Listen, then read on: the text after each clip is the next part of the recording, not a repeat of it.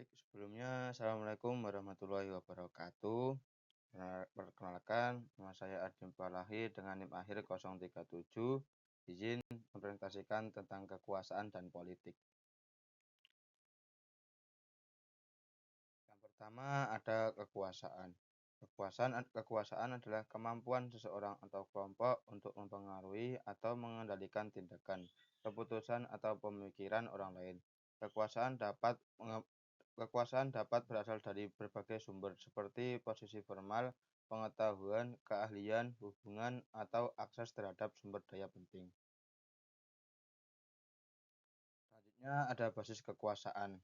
Basis kekuasaan ini dibagi menjadi dua. Yang pertama ada kekuasaan formal, yang kedua ada kekuasaan personal. Kekuasaan formal ini adalah jenis kekuasaan yang berasal dari posisi atau jabatan resmi dalam suatu organisasi atau struktur hierarki. Kekuasaan ini didasarkan pada aturan, kebijakan, atau norma yang mengatur hubungan antara individu-individu dalam organisasi. Kekuasaan formal biasanya diakui secara luas dan dimiliki legitimasi yang berasal dari struktur organisasi itu sendiri. Kekuasaan formal juga dibagi menjadi 5. Yang pertama ada kekuasaan paksaan, yang kedua ada kekuasaan imbalan, yang selanjutnya ada kekuasaan hukum, terus yang terakhir ada kekuasaan informasi. Sedangkan pada basis kekuasaan pada kekuasaan personal itu adalah kemampuan seseorang untuk mempengaruhi orang lain yang berasal dari kualitas individu seperti kepribadian, karisma, pengetahuan, keterampilan, atau hubungan interpersonal. Beberapa dengan kekuasaan formal yang terkait dengan posisi dalam organisasi. Kekuasaan personal bersumber dari faktor pribadi yang membuat seseorang dihormati, diikuti, dan dipandang sebagai panutan. Kekuasaan personal ini dibagi menjadi 3, yaitu yang pertama ada kekuasaan pakar, kemudian yang kedua ada kekuasaan rujukan, kemudian selanjutnya ada kekuasaan karismatik. Kemudian baik, untuk selanjutnya ada teknik kekuasaan. Teknik kekuasaan ini merujuk pada cara atau strategi yang digunakan oleh individu atau kelompok untuk mendapatkan, mempertahankan, dan meningkatkan pengaruh dan otoritas mereka dalam suatu sesuai situasi atau organisasi. Taktik ini dapat digunakan untuk mempengaruhi keputusan, perilaku, atau pemikiran orang lain dalam konteks formal maupun informal. Kemudian taktik kekuasaan ini dibagi menjadi beberapa macam. Yang pertama itu adalah legitimasi. Legitimasi ini adalah merupakan proses atau kondisi di mana sesuatu dianggap sah, diterima, dan diakui sebagai benar atau wajar oleh individu, kelompok, atau masyarakat. Dalam konteks kekuasaan atau otoritas, legitimasi merujuk pada penerimaan terhadap kekuasaan atau aturan yang ada, baik itu dalam bentuk pemerintahan, institusi, atau norma sosial. Kemudian selanjutnya itu ada persuasi rasional.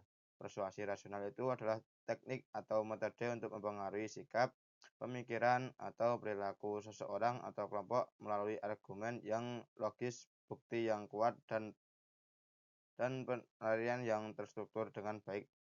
Tujuan dari persuasi rasional ini adalah untuk meyakinkan orang lain bahwa suatu pandangan atau tindakan tertentu lebih tepat atau lebih bermanfaat dengan menggunakan fakta, data, dan alasan yang masuk akal. Kemudian selanjutnya itu ada seruan inspiratif. Seruan inspiratif ini merupakan sebuah ungkapan atau pesan yang bertujuan untuk memotivasi dan membangkitkan semangat dan menginspirasi orang-orang agar bertindak atau berpikir secara positif. Seruan ini biasanya mengandung kata-kata yang penuh makna, emosional, dan menggerakkan hati sehingga mendorong seseorang untuk mengambil tindakan atau menghadapi tantangan dengan sikap optimis. Kemudian selanjutnya itu ada konsultasi. Konsultasi dapat diartikan sebagai proses interaksi atau diskusi antara dua pihak atau lebih, di mana seorang yang memiliki pengetahuan, keahlian, atau pengalaman tertentu memberikan nasihat, informasi, atau solusi kepada orang lain yang membutuhkan bantuan dalam suatu masalah atau pengambilan keputusan. Kemudian yang selanjutnya itu ada pertukaran. Pertukaran dapat diartikan sebagai proses memberikan suatu kepada pihak lain dengan menerima suatu sebagai imbalan, baik itu berupa barang, jasa, informasi, atau ide. Pertukaran dapat terjadi dalam beberapa bentuk dan konteks seperti ekonomi, sosial budaya, atau pendidikan, dan seringkali didasarkan pada prinsip kesepakatan atau saling menguntungkan. Kemudian yang selanjutnya itu ada seruan pribadi.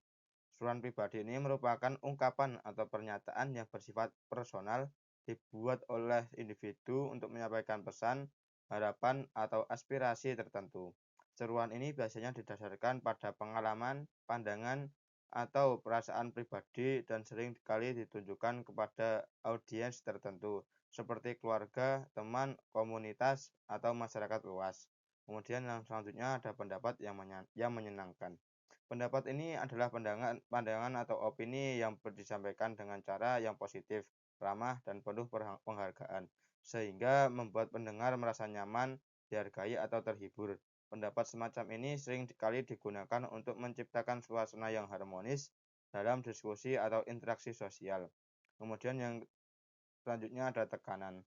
Tekanan ini adalah kondisi atau situasi yang melibatkan dorongan atau atau lebih yang memiliki tujuan. Tekanan ini adalah kondisi atau situasi yang melibatkan dorongan, beban, atau pengaruh, baik secara fisik, psikologis, maupun sosial yang dirasakan seseorang atau sesuatu.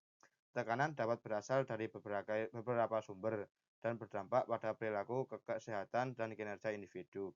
Kemudian yang terakhir itu ada koalisi. Koalisi ini merupakan suatu bentuk kerjasama atau aliansi antara dua pihak atau lebih yang memiliki tujuan atau kepentingan bersama, baik dalam konteks politik, sosial, maupun ekonomi. Koalisi biasanya dibentuk untuk memperkuat posisi, menggabungkan sumber daya, atau mencapai sasaran yang sulit dicapai secara individu. Kemudian, yang selanjutnya ada politik. Pengertian politik organisasi. Politik adalah proses pengambilan keputusan dalam kelompok atau masyarakat untuk menentukan arah kebijakan dan distribusi kekuasaan. Dalam konteks ini, politik berkaitan dengan cara orang atau kelompok saling berinteraksi, bernegosiasi, atau saling bersaing untuk mendapatkan dan mempertahankan kekuasaan, seperti menentukan aturan atau kebijakan yang mempengaruhi kehidupan sosial, ekonomi, dan politik di masyarakat. Yang selanjutnya itu ada contoh perilaku politik. Yang pertama ada menahan informasi utama dari pengambilan keputusan. Yang kedua ada penyebaran desas-desus. Yang ketiga ada mencari kesalahan. Yang keempat ada pembocoran informasi rahasia kepada media sosial. Yang selanjutnya ada melaksanakan aturan secara berlebihan. Kemudian yang terakhir ada menentang kebijakan organisasi.